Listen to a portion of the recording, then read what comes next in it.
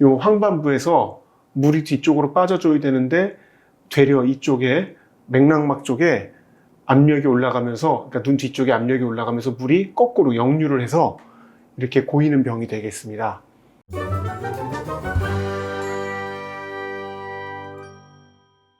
안녕하세요. 세상을 밝게 하는 호랑이 안과 김성호 원장입니다. 오늘은 고3 수험생 어머니가 걸린 눈병에 대해서 말씀을 드리겠습니다.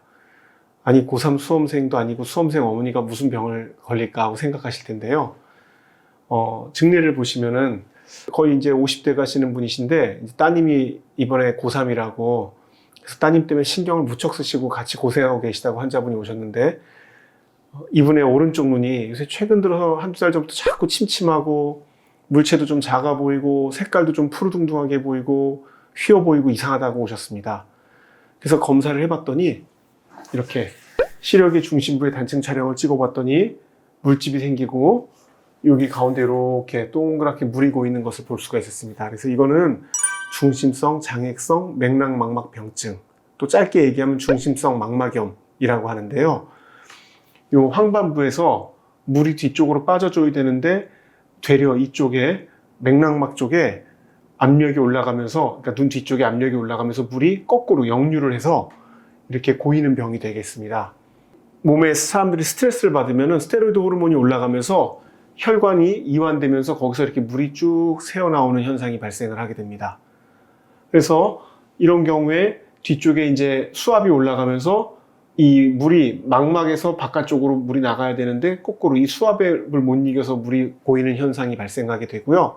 이런 걸 중간에 물이 찬다 해서 중심성, 장액성, 맥락하고 망막에 영향이 생긴다 해서 맥락막막병증이라고 이름을 우리가 짓게 됩니다. 그래서 이게 이제 전형적인 환자들은 스트레스가 많거나 해외 출장이나 뭐 밤낮 교대 근무 때문에 밤낮이 자꾸 바뀌거나 또 업무에 굉장히 꼼꼼하고 아주 완벽주의자들, 그리고 육체 활동 별로 안 하고 가만히 앉아 계시는 분들, 이런 스트레스가 많이 받는 분들한테도 생기고요. 간혹 가다가는 뭐 관절 치료나 피부과나 이비인후과에서 치료를 위해서 스테로이드 치료를 받는 분들 중에 이런 일들이 생기는 분들이 있습니다.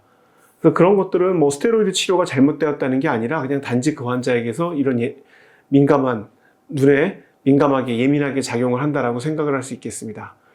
그래서 이 환자분은 대개는 이런 물집이 생기면 한 3, 4개월 정도 기다려보면 한 70%는 저절로 좋아지거든요. 그런데 이제 이분은 기다려도 좋아지지 않고 어떤 시력도 조금씩 떨어지는 것 같고 해서 어떻게 할까 고민을 이제 하다가 크게 한 두세 가지 방법이 있습니다. 첫째는 요새 황반변성이랑 이 병이 어떻게 보면은 뿌리가 비슷한 공유되는 측면이 있습니다. 그 병의 원인에서. 그래서 황반변성에 치료하는 주사 치료를 눈에 하는 경우도 있는데 사실 그건 이미 별로 효과가 없다고 알려져 있고요.